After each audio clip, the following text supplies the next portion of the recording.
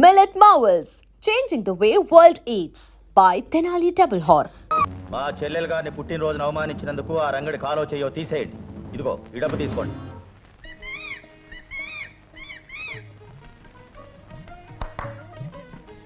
వస్తున్నా లక్ష్మి.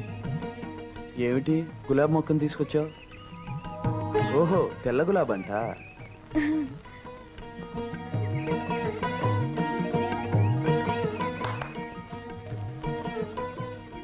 లక్ష్మి, త్వరలో ఇక్కడ నీ నవ్వులాగే అందమైన తెల్లటి పువ్వు పూస్తుందన్నమాట. కానీ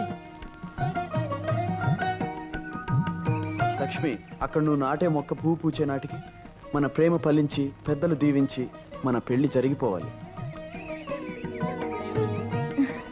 ఒరే రాజా, మన తోటకి తెల్ల గులాబ్ మొక్క కానుగ్గా తెచ్చిందిరా లక్ష్మి. నీళ్ళ తీసుకొస్తానండి.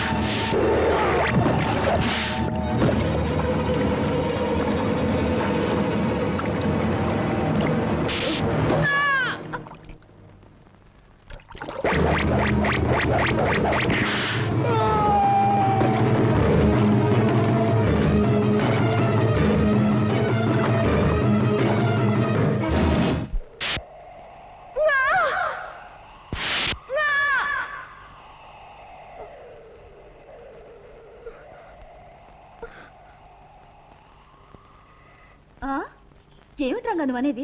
అవును, నువ్వు లక్ష్మి దగ్గరికి వెళ్ళి ఆ భూపతి గాడితో పందెం కాశా అని చెప్పి రావాలి. పందెవా? ఏమని? అదిగో ఆ చుక్కల కొండ మీదకి ఆ వంకర టింకర దారిలో 10 నిమిషాల్లో నా బండి మీద పైకి వెళ్ళిపోతాన్ని పందెం కాశాన్ని అబద్ధం చెప్పి రావాలి. అసలు నేను అబద్ధాలు చెప్పేదే నీకోసం. ఇక నువ్వే అబద్ధం చెప్పమన్నావంటే చూసుకో, వెళ్ళి చెరిగి పారేస్తాను. ఓయ్ సత్యవతి, అబద్ధం అదిరిపోయేట్టు చెప్పాలే. చెప్తాను. దీంతో 999 అబద్ధం పూర్తవుతుంది. రే హనుమంతు, నేను కొండ మీద బయలుదేరుతున్నా. అదేమిటి రంగా, లక్ష్మితో అబద్ధం చెప్పమని చెప్పి నువ్వు నిజంగా బయలుదేరుతున్నావేటి? అయినా ఆ చుక్కల కొండ మీదకి బండితో వెళ్ళడం అంటే మాటలా? నిట్ట నిలువుగా ఉండే ఆ కొండ మీద బండి తిరగబడితే ప్రాణాలకే ప్రమాదం కదా. లక్ష్మికి మాట రావడం కోసం నేను ఏ ప్రమాదానికి భయపడినా హనుమంతు. ఏమిటి, నీకేదైనా ప్రమాదం జరిగితే లక్ష్మికి మాట వస్తుందా? అవునరా, రౌడీలు నన్ను చంపడానికి వచ్చినప్పుడు లక్ష్మి అప్రయత్నంగా అరవబోయింది. అప్పుడే అనిపించింది నాకు నిజంగా ఏమైనా పెద్ద ప్రమాదం జరగబోతే అది చూసిన లక్ష్మికి తప్పకుండా మాట వస్తుందని నా నమ్మకం. అందుకే ఈ నా ప్రయత్నం. అవును లక్ష్మి, ప్రాణాల మీదకి వచ్చి ఈ పందెం మానేమని ఎంత చెప్పినా వినిపించుకోకుండా వెళ్ళిపోయాడు. నువ్వు ఎలాగైనా తను ఆపాలి, లేకపోతే ఎంత ప్రమాదమైనా జరిగిపోవచ్చు. దెబ్బకి నమ్మేసింది. మన అబద్ధం మహిమే అంతా.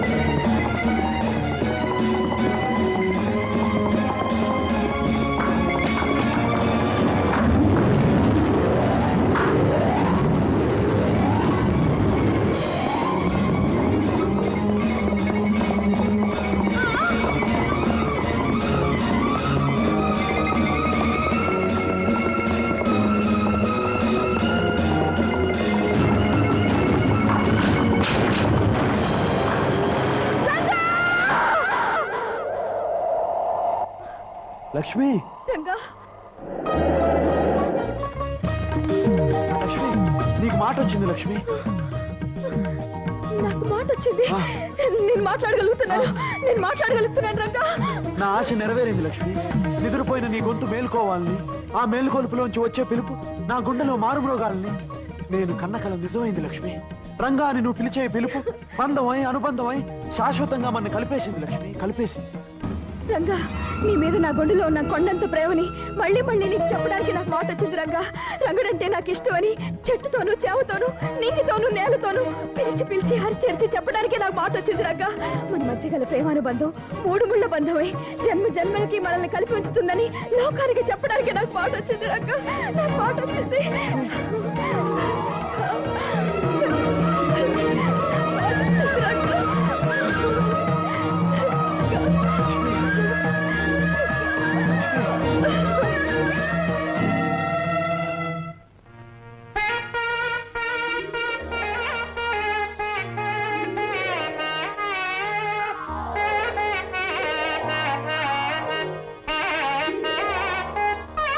ఏమయ్యా హనుమంతు, మీ గురువుకు నేను ఎన్నిసార్లు చెప్పాను నా బాక్య తెలవయ్యా మగడా, నీ పిల్లనిచ్చి పెళ్లి చేయమని చెప్పారా? నా మాట విన్నాడా?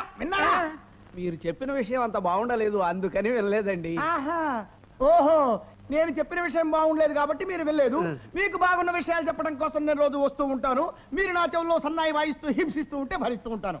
ఆహా, ఎంత బాగుందయ్యా. లాభం లేదు, ఇహ నేను ఆగదలుచుకోలేదు. ఈ పూట సామాన్లన్నీ బయటపడించేసి వేలంపాట వాడిని పిలిపించేసి మాధవయ్య పరుగును బజార్లో పడేటట్టు చేస్తానంటే.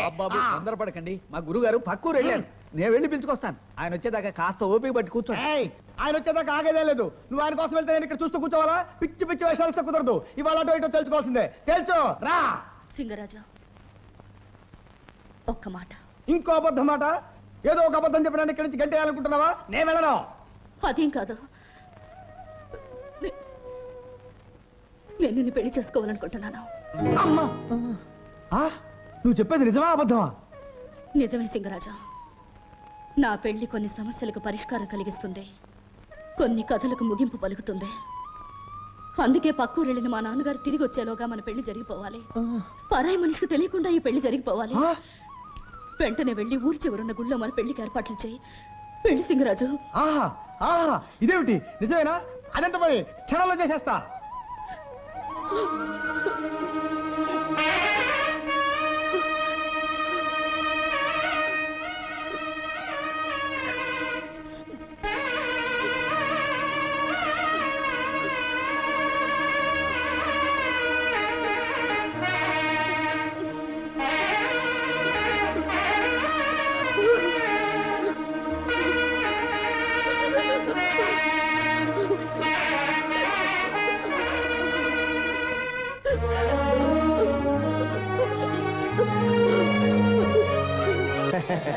బయలుదేరుతామండి.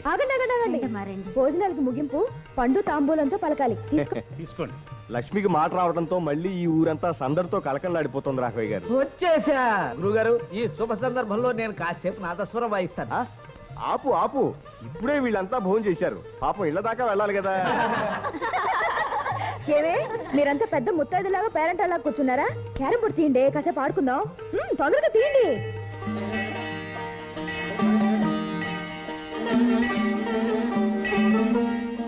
స్వామి, నీ దయ వల్ల లక్ష్మికి మళ్ళీ మాట వస్తే నీ గోపురానికి ఒక కొత్త గంట కట్టి భూమి ఆకాశం మారుమోగేటట్టుగా 101 సార్లు మోగిస్తాను.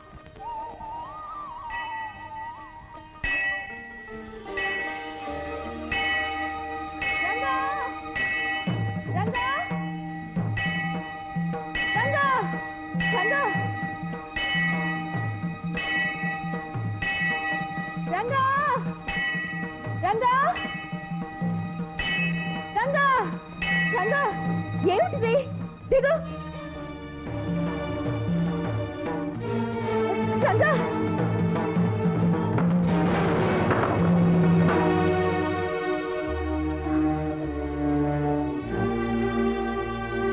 రంగా, ఏమిటి మొండి సాహసం నువ్వును?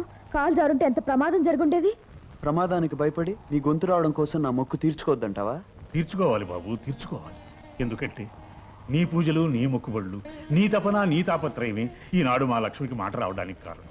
ప్రాణాలకు కూడా తెగించి నువ్వు చేసిన సాహసానికి ఫలితమే బాబు ఈనాటి మా లక్ష్మి నోటి మాట.